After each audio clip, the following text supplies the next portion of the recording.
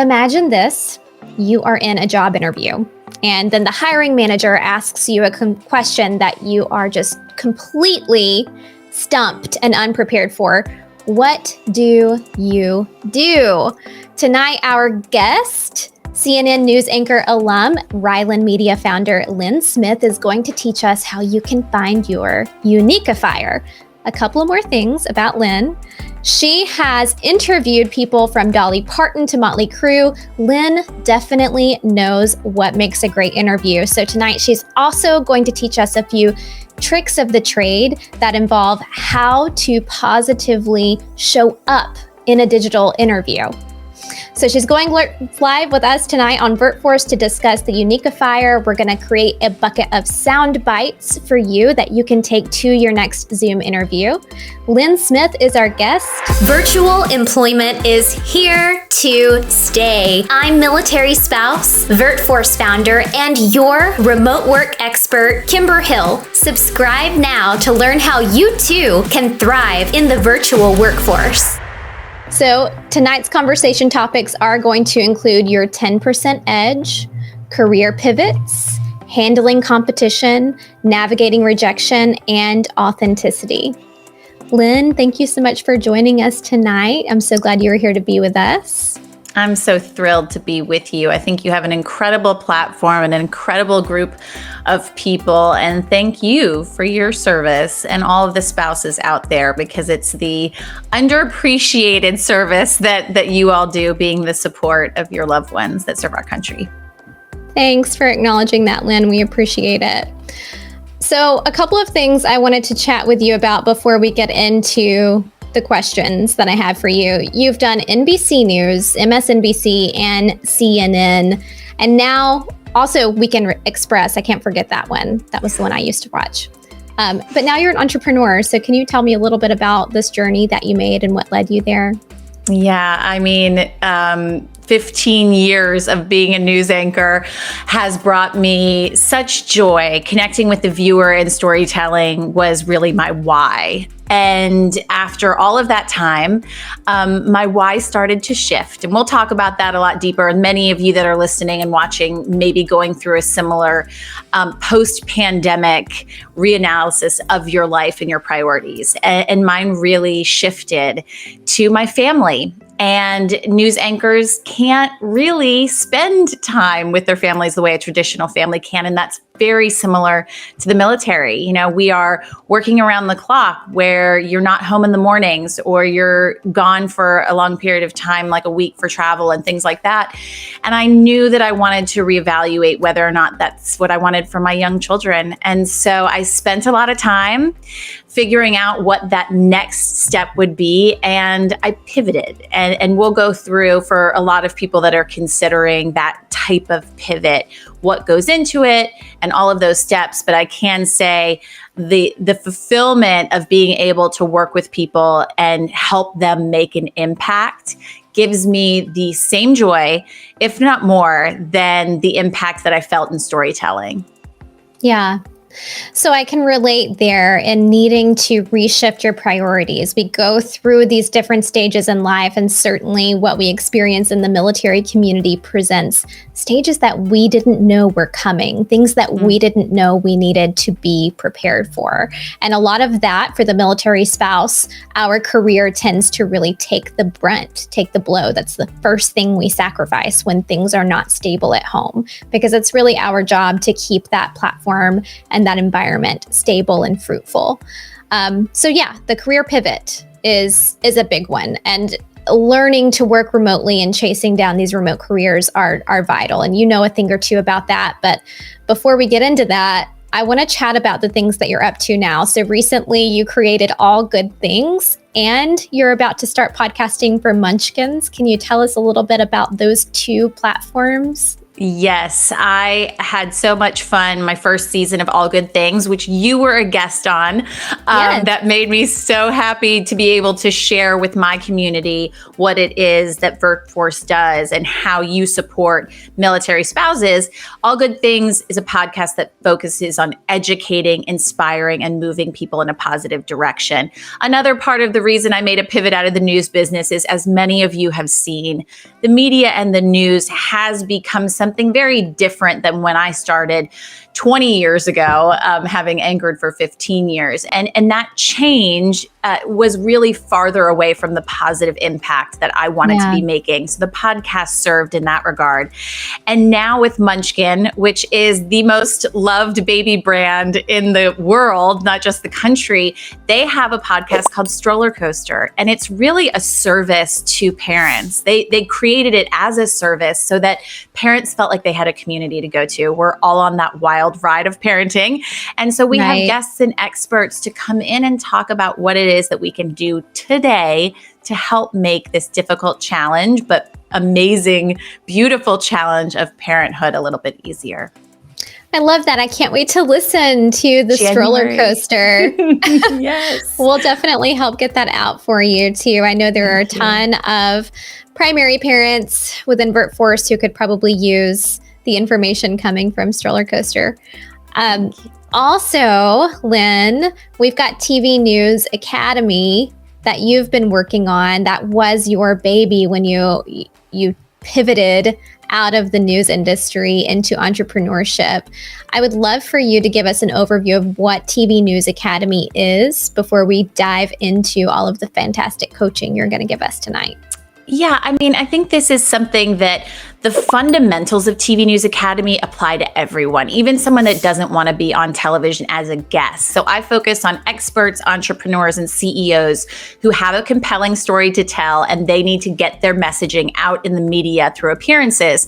And that helps increase their visibility and their credibility. So Kimber, you know well, having gone through the academy, what it is that we teach people, but the fundamentals of it apply to every single one of you who are thinking about either making a career pivot, trying to get that next job, or showing up on camera as your best self. Because as we know, this platform is not only here to stay, but it's the expectations have gone up, right? In the beginning of the pandemic, when you're looking off to the side or you're looking down at your computer, there was a bit of forgiveness. And now people are like, all right, we're 2 years in. We need to know that you know how to show up on camera. So I created this, it's a 4-week program where you learn how to craft, pitch, book TV news appearances, but then also be really good on camera. Everything from your at-home set to a pitch template to the TV news ready makeup, which takes 10 minutes. That can really help you show up as your best self. Thank you, Lynn. And we're going to talk about some of the things that Lynn taught me in the past, 2 months ago that I did this course with you, Lynn. And it's actually very much helped me and helped the progress that we're making with VirtForce. I used a lot of the tips that I learned from Lynn to pitch VirtForce for an award through the Facebook network. And we won. So thank you, Lynn. It's a huge deal. A Changemaker Award from Facebook is a huge deal, Kimber. So we celebrate you. Thank you. So let's dive in here tonight. I had to get those things into our conversation before we get into all of the juicy questions that we've got for you.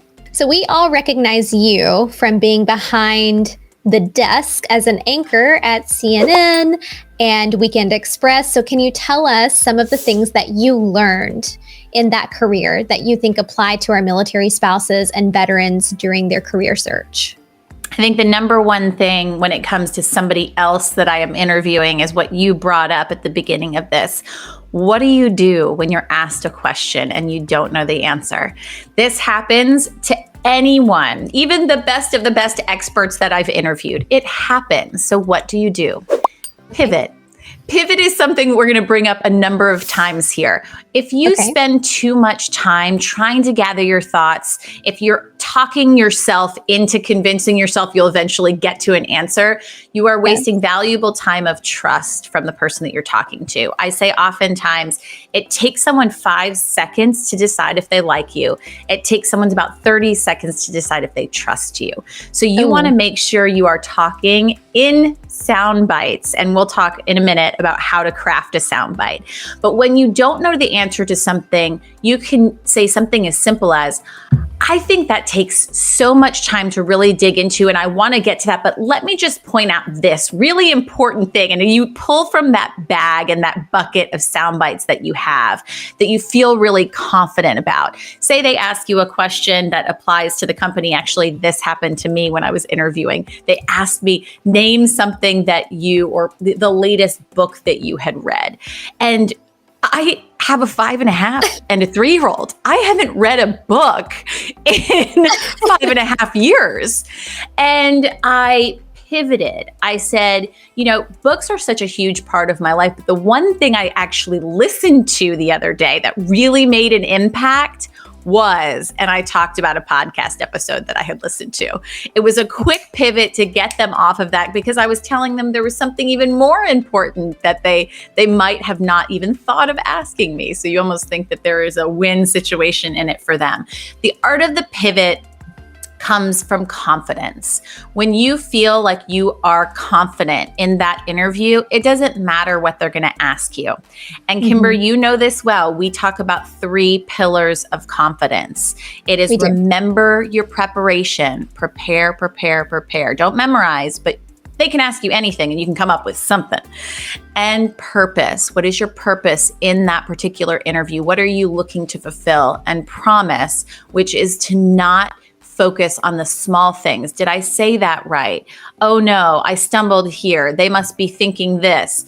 All of those thoughts that are in your head are coming across in your face and in your delivery. It is let the small things go, change the big things. Is there something that you do in your interviews that you go back and you say, you know what? I've been doing that a lot. I'm noticing I'm going to change that. When you don't nitpick yourself and you're not focused on every little small thing, your confidence will continue to rise. Confidence is a huge part of success and delivery on camera, as anyone who has had to be on camera has seen. And those are really those kinds of principles and those kinds of the foundation really of my training now came from 15 years of not always having it figured out.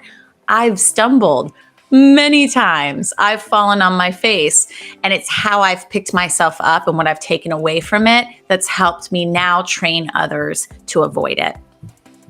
I think that there is a confidence epidemic. I agree. There is a lack of self-awareness. There is a lack of, there's this abundance of self-doubt that women experience. I'm coaching with our military spouses all the time, teaching you guys how to negotiate, how to ask for that higher salary, how to go back to the table with the yes and to the job offer. What do you have to say about that? I know that in the news industry, you have experienced rejection, you have experienced competition. So I know you've encountered those really tangible challenges and almost kind of, I'm going to say this to you, people call it a soft skill, but resiliency, empathy, communication, I firmly believe those are hard skills. So all of those challenges to those skills that help develop you and shape you. What do you have to say about handling rejection and handling competition and finding the confidence? I couldn't agree with you more. It is a hard skill and a necessary skill. I would say if you haven't gone through that adversity yet, you're not ready yet for your big success. Those moments of perceived failures should start to get you excited because it means you're that much closer to your big successes. As you know, as a business owner, it was impossible for you to get to where you are without some of your biggest mistakes and your biggest stumbles. Once you've experienced them and once you've pushed through, and my mantra is just keep going. It applies in an interview where you feel like it's a disaster. You just keep going. And I want anyone who's watching right now to take a moment and think about and I love how you say there's a confidence epidemic. Think about what is it that you feel like is holding you back from asking what it is that you want and deserve, not just what you want, but from what you deserve. And I want you to put it into the comments so that I could specifically talk to you, to encourage you to go for that. And here's why. Throughout my career, every single promotion I got, and I started as an assistant, being a secretary basically for 4 years. I went from being an assistant to an associate producer at the Today Show. I went from being a producer in 6 months at the Today Show after being an associate producer to being on camera, then going from a reporter to an anchor at the next place, to a weekend anchor, to a morning anchor, all of which no one ever said to me, hey, we want to give you this shot. We want you to be the next morning anchor. Every single promotion, I knew I deserved it, but I had to put myself out there, knock on the door of that boss and say, here's why I deserve it. Here's what I plan on doing with it. That confidence went so far. I'll also say I did not always get that yes. Some of the times it took 2, 3, 4 times of me saying, look, here's more of why I should be a producer, not an associate producer. Here's more of why I should get that Weekend Express slot, which is a huge morning slot where we had a great audience.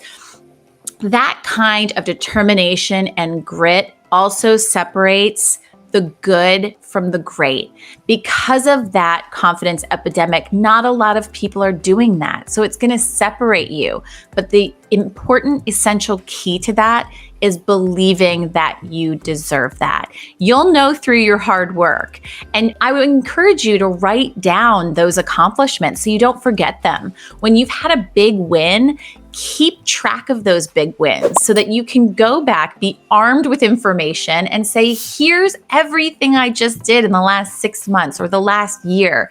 Here's why this warrants promotion, raise, whatever it is that you're asking for. Rejection is always going to be there. Disappointment's always going to be there, and competition's always going to be there. I mean, I was in the news business where elbows are sharp. Woo! I mean, everybody is gunning for one job. I mean, and the one job, they've also been through 15 markets just to get there. What I will say is the confident people and the people that you want to surround yourself with are the ones who are going to cheer you on when they see you get that promotion. And it exists. Those are the ones you want to surround yourself with. The women who lift other women up, the men who cheer for that woman to get into that leadership role that's never happened before. And when you surround yourself with that group, the rest of those people, they exist. It's just you're sort of cutting them off from having any type of influence on you. It's no different than in high school when you ignored the haters. Unfortunately, that never changes. I had somebody say the other day, being an adult doesn't change that. We're all still in high school and middle school. You still find those people who are going to do all of those petty things. It's how you react to it that's so important. Yeah, I think in every position, everywhere you go, you will find someone who is still in that middle school and high school mindset. But I believe also that's what we've created and cultivated at VirtForce, a community that's going to support you on your journey to becoming hired in the remote or location flexible position. And we want to support your career progression. One of the things and the core components of VirtForce is not just getting you guys a job or helping you find a job, but helping you maintain career continuity and career progression. You will face competition, you will face rejection, and those things, like Lynn said, are issues that are going to sculpt you into who you're going to be and into your next step. They're a part of your journey. They're meant to be there. And we overcome them through camaraderie and support in our network. So like-minded people are definitely here in VirtForce. Lynn, you shared with me on this topic a few days ago, maybe it was a week ago, you shared with me some feedback that you received from a former boss. I believe it was about losing weight or don't lose any more weight. I would love for you to talk about that. In our community, I don't think it's common to have this kind of feedback. Yours is unique to the news industry, but I would love to hear how you rose above the comment, how you demonstrate to us, explain to us how you let something like that roll off your back. I would say insert whatever that line is, right? For me, I had a boss in my office critiquing me, and it's hard to be harshly critiqued anyway in our business, because every single day you're having a new show for people to pick apart. But then at the end of it, as she was walking out, she goes, and by the way, don't lose any more weight.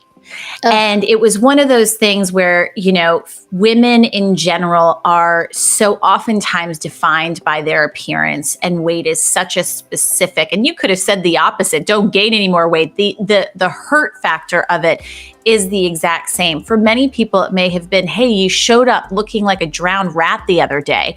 Whatever that comment may be that really hits home to you and is that kryptonite of something that really gets under your skin. It's understanding other people's issues and what they bring to the table. People, and my mother said this to me all the time, people work out their issues at home at work. And you can tell those people who are going through something else, whether they're working through a bad relationship, they're working through something that happened with their own mother. Those things play out in the workforce. The onus is on you to allow that to have power or to not have power. And then the onus on you is to set that boundary. And it's funny because I was listening to Katie Couric just released her book, and she had a boss that made a sexual comment. And she decided to be very upfront. And she wrote a memo. This was back in the days of a memo. This was back in the 70s. And she wrote a memo to her boss and said, that comment made me uncomfortable, and I don't ever want to have that interaction again. And standing up for yourself is also something, when it's to that degree, that is so essential in the workplace, that you feel like you have that confidence to be able to say, no, this is not okay, or that made me really uncomfortable. Can you please refrain from having that conversation with me again?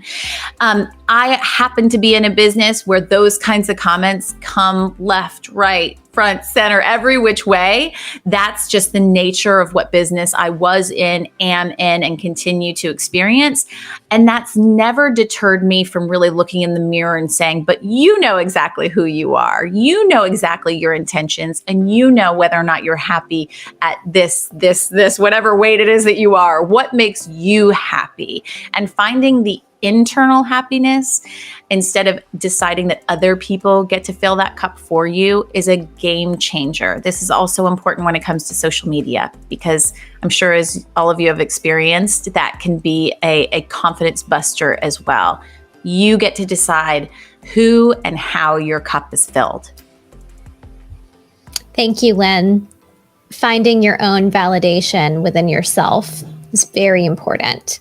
So let's move on to the 10% edge. This is probably my favorite question that I'm going to ask you tonight. So some backstory here. You've been pitched to probably 100,000 times, right?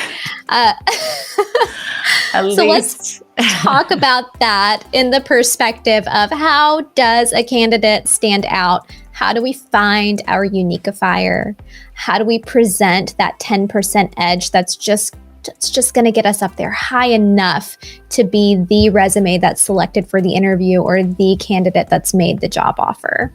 Yeah, I want to challenge everyone to get out a pen and paper and write this down, because this is going to be an exercise that helps you to define that. First, what is a Uniqueifier? This is that 10% edge. This means that 90% of people, whether it's the other people going up for your job or other people that are doing what you do in your profession, are not doing today. You own that 10% edge. There are other people swimming in that pool, but it's a very small pool as opposed to the huge ocean of other candidates. So I want you to take out a piece of paper and I want you to write down the 3 things that you feel that you are doing or that you can offer an employer that no one else really can.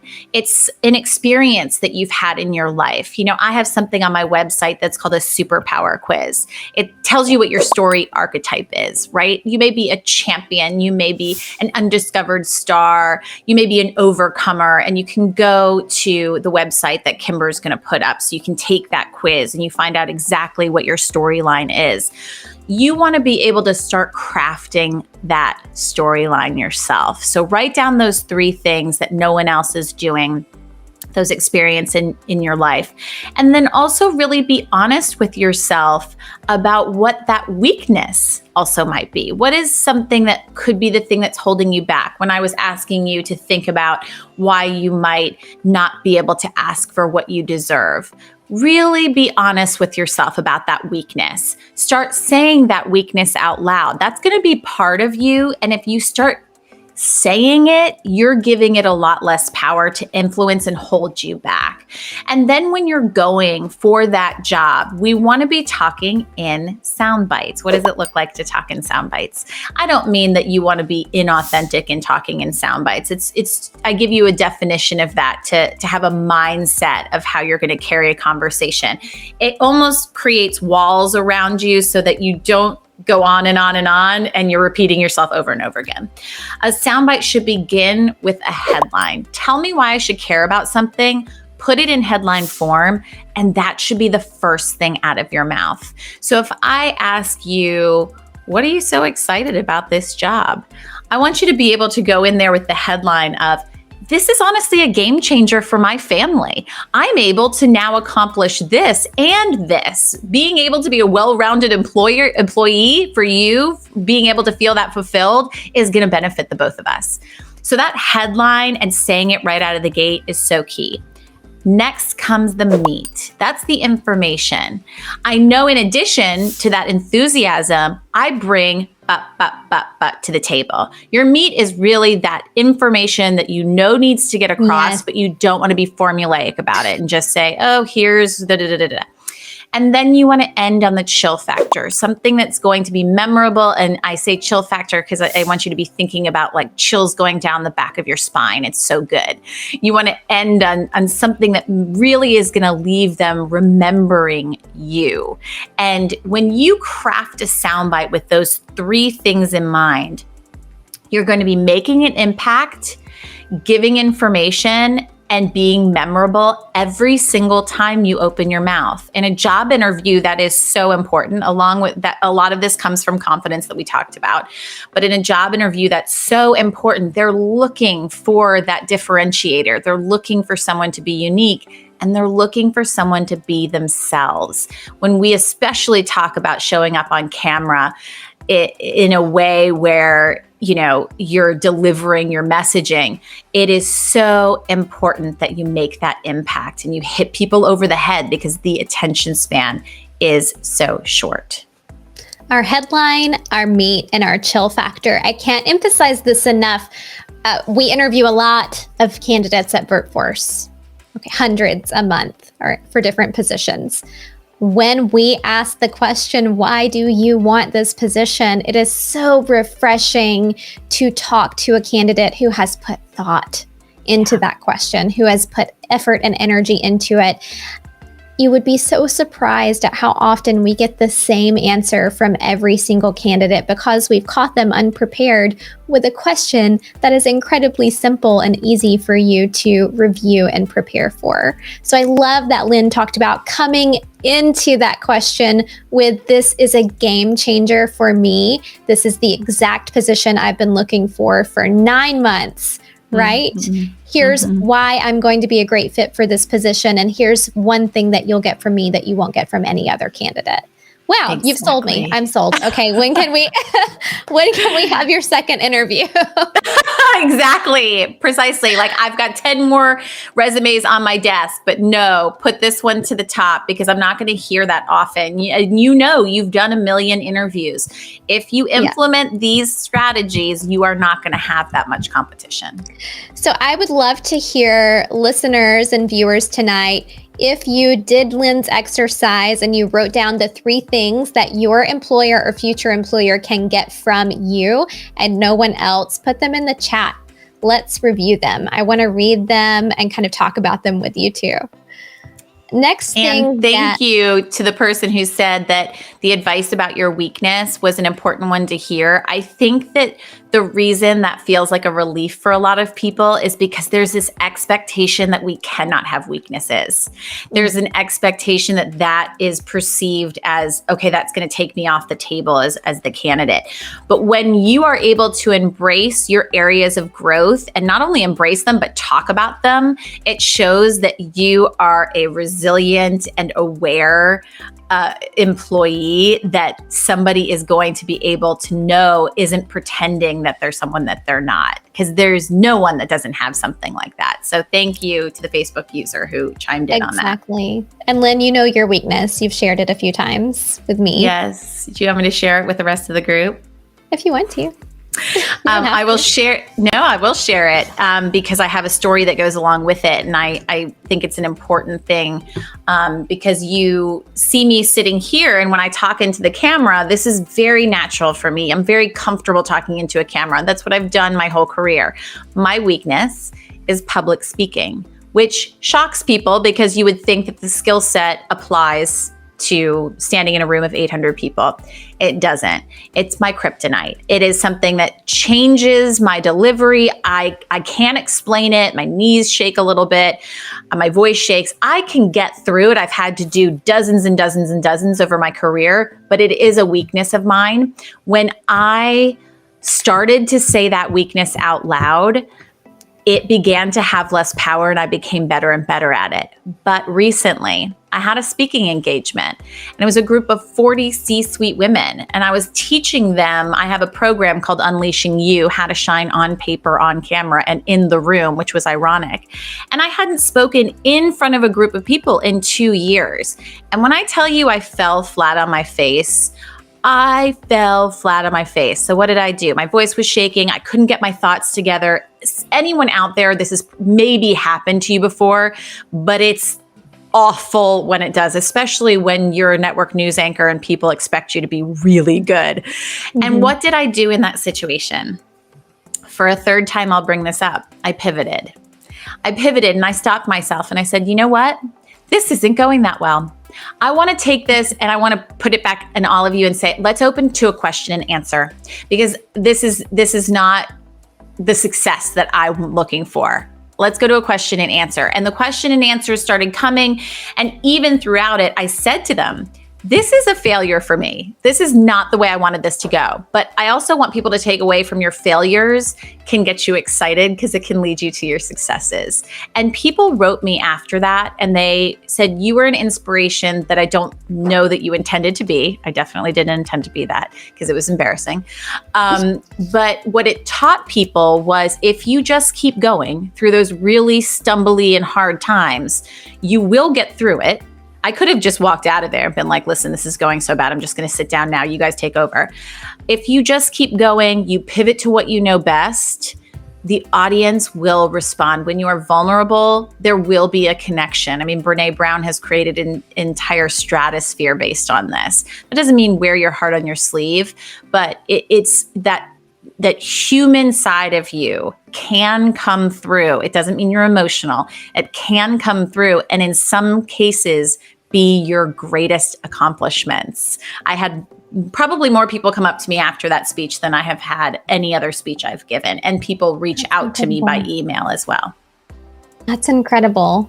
I'm so happy to hear that you were able to make an authentic connection out of your vulnerability. And I think too, that's what everyone is looking for, right? When we're on social media, when we're networking and creating community, we're just looking for people to be real and a friend to just be real with you. So let's get a little bit more real. Lynn, you did a pretty massive career pivot recently. Yes. You walked away from a 15-year career. And I think it's important to talk about this story and tell it because this is what we see in the military spouse community. But first, what happens is when we are PCSing, we think immediately, I've got to quit my job and reinvent myself at the next duty station based on what the market needs are at that duty station. So yes, at VirtForce, we teach you how to not have to do that, how to be able to pick a career that you want and stick with it. But we equally see just as many people who are saying, I hate being a lawyer, or I hate teaching, and this is what I've been doing, and this is the perfect time for me to pivot and reinvent myself. And Lynn, you just went through this very successfully, I might add. So can you talk to us about when did you know the career pivot was coming, and what did that experience look like for you? Yeah, and I know this speaks to so many people right now because the pandemic gave us the time in many cases to understand what it is that we had been missing out on, and also gave us the perspective of how short this time that is not promised that we are given, and that we hopefully want to do exactly what it is that we want to do. And that, for many of us, it's to make an impact. I will say, when you look at it from the angle that you are looking at it, it's like a flip of a switch. All of a sudden I say, I'm going to start my own company and I'm going to do this and I'm going to do that. And I'm hosting a podcast. It was about a year and a half of extensive work and networking. So what I decided when I wanted to make a career pivot is to really research and educate myself on what different options there were and begin to network. I created 3 buckets of my business so that I didn't just say, hey, I'm going to do consulting. I'm going to do this or that. I created 3 different buckets of my business so that I could see where the marketplace was telling me the need was. That's not always going to be the case for everyone because that's very unique to my skill set. But what you can do is find out, what is it that you really love to do? What is it that you're really good at? And what is it that other people think that you're really good at? And when you focus on those 3 things, and the biggest part of that is what brings you joy, then you will be able to start looking into what that is going to be. Or can you start networking with different people that have done that? And that doesn't happen overnight. And you have to give yourself the permission to make the extra time in your day, which is not always the easiest thing to do since many of us we're in a time deficit. But it's necessary when you're making that kind of career pivot. This is not something you just throw caution to the wind and you say, hey, it'll work out. I'm just going to get out of this job that's not working out for me. For me, as I mentioned, my why began to change. And it wasn't that it hadn't been worth it before, but it wasn't worth it anymore. So all of that time I had spent there, all of the different interviews I've gotten to do, all the stories that I've covered, all of that was worth it. I've worked overnight shifts where I worked 10 p.m. to 8 a.m. I worked weekends for 8 years, going in at 2 and 3 o'clock in the morning on Saturdays and Sundays. I've worked night shifts, morning shifts. I mean, anything in news, there was never, and this is so similar to probably a lot of people, nurses especially, there was no normal 9-to-5 job. And remote life really allows you to do that. And that's what's so unique about VirtForce is you saw that need where if we can prove that we can get the job done and get it done well, it doesn't matter where we're doing it from. And if you can, on top of that, support the men and women who serve our country, this is a win-win for so many companies. It's why my husband reached out to you to hire someone from VirtForce. It's why I wanted to showcase you on the podcast. And when you really make those choices based on what really fulfills you and you know you're good at and you do your research, you will find success, not without adversity, not without stumbles, but you will find success. Thank you so much for that advice on how to handle career pivoting and telling your own story of the career pivot. My last question for you tonight is, you gave me this beautiful perspective on control versus command the last time that we spoke. So as we look at everything that we've discussed this evening, adversity, rejection, career pivoting, the Uniqueifier, and the 10% edge, Can you talk to me about control versus command and how it fits into these concepts for a job seeker or a career seeker? Yeah, it was advice that I received from both of one of our favorite people that you know well, Lori Aaron, who has spent so much time in high-level executive advising in Fortune 500 companies. And one of the things that she said was the understanding of the difference between command and control will completely change your life. And I was like, well, what's the difference between command and control? It seems command is something that you know you're going to actually be able to do something about. You are going to be in control of the situation. You can change something about the situation. Say you're driving on a highway and you're able to swerve and avoid that car that's coming in your direction. Command is when you can handle anything that comes your way, no matter if you have no control over it. You're in command of the situation. You may not be able to change certain things, but you're in command of it. And how that applies to adversity is things are going to happen still. The hiccups or the bumps in the road, or even sometimes the crashes are going to happen. It's natural, it's life, but you're in command. You'll be able to get through that. You'll be able to get on the other side of it. And you're going to learn something really significant for your life, for your business, for your career in the meantime. So when you make that mindset shift and you start thinking of it in that way, I don't have to control everything. I don't have to, if the technical difficulties tonight made it so that my computer went down and I did everything in my command that could have, we did tech checks and all of that to make sure it was smoothly. That doesn't mean that every single time there isn't going to be that hiccup where something falls through the cracks. And so I encourage everyone to think about that mindset shift and start practicing it. When you really want things to go that well and you really see it not going that well, remember, you aren't in control, you're in command, and you'll start seeing a big difference, not just in how things work out for you, but in your own happiness, because your expectations are going to be more realistic. Command is a mindset. And I think that's a great analogy for all of us, military spouses and vets and transitioning service members, because we understand the structure of command. Our spouses or we personally have served, and we know what it is for our commanders to be in play. And they can't control everything, but they're there to navigate every situation that arises along with their team. So I love that analogy, Lynn. All right, so we will go ahead and wrap things up this evening. If you have questions, please drop them in the comments. We'd love to get them in front of Lynn. I know we have a little bit of a smaller audience this evening because we are live streaming very close to the holiday. So I hope that you all have a fantastic Thanksgiving as well. And if we do have questions, we will get those in front of Lynn. We had someone comment, Kimber Hill, what an amazing opportunity. Keep rocking it.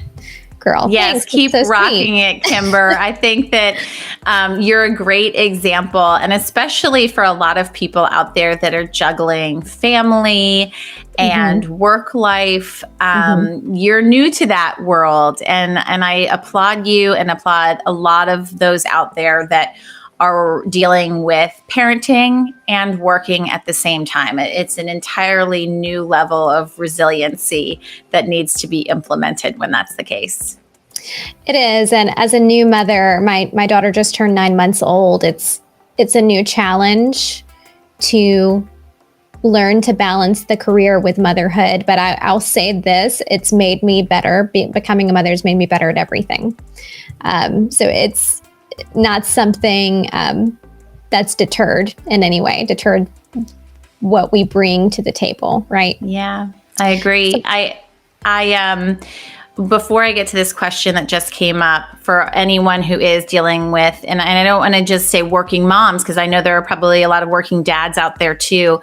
The thing that has really helped me in the last nearly 6 years as a working mom is to establish my needs, wants, and can'ts. So my needs are things that I have to be able to fulfill. My family, my job, the basics. Like everyone needs to be fed and breathing at the end of the day.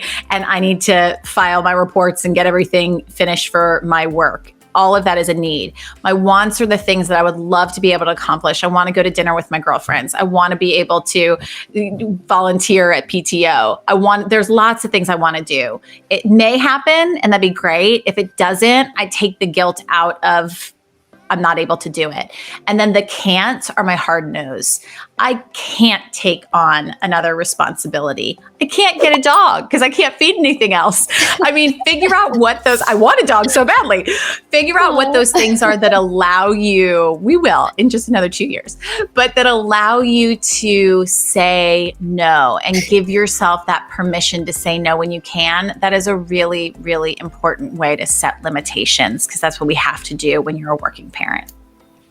Thank you, Lynn. And our question is, as you made your career pivot, how were you able to find those things that you love and you're good at? Did you crowdsource that? Did you just ask your most trusted person?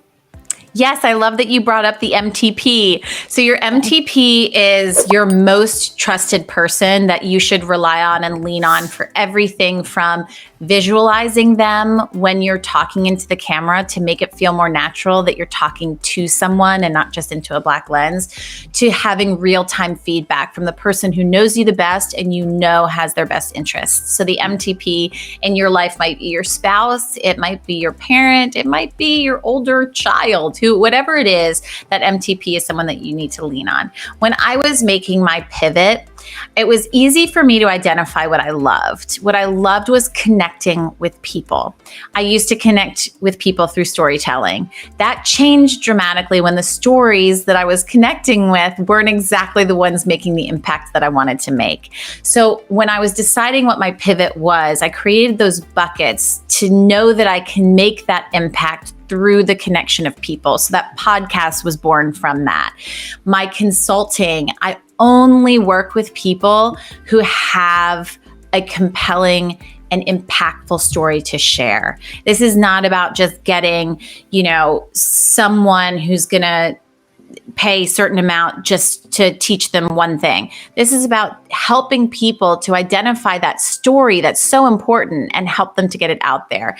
And so I knew that that was a skill set of mine and how much I loved it. And then I crafted around that what it is that it would look like in a business. And I did outsource the what am I good at? And that was with my community of mentors and then my MTP and testing. If I would have started this business and started doing what I was doing and I got the feedback, this isn't really resonating for me. Like, I'm not really getting out of this what I thought I was going to get out of it. I, again, would pivot.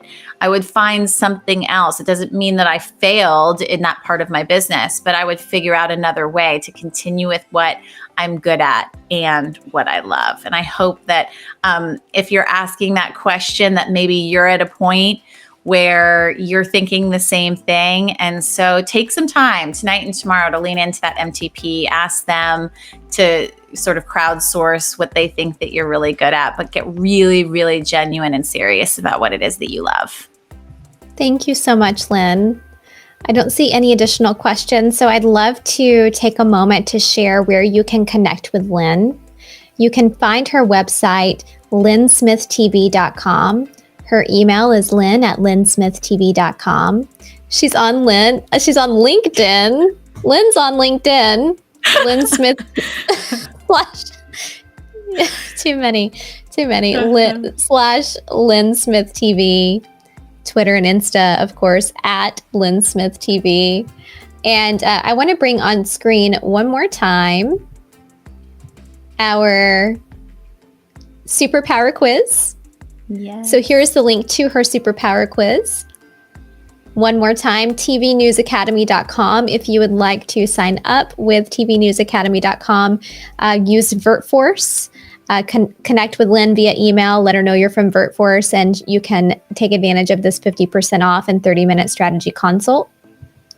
Don't forget her podcast, All Good Things, and she's also going to be producing the Munchkins, or hosting the Munchkins podcast soon, starting in January. And that's it.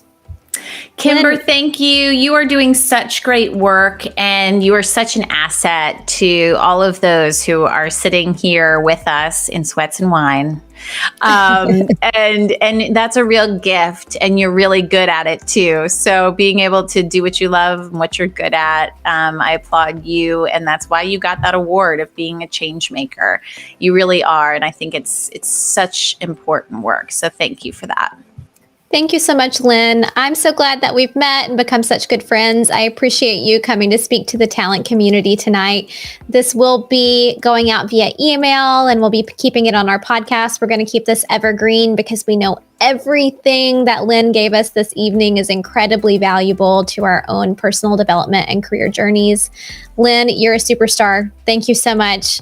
Good night, VirtForce. Happy Tuesday Night Live. We'll catch you in the next one. Have a wonderful Thanksgiving.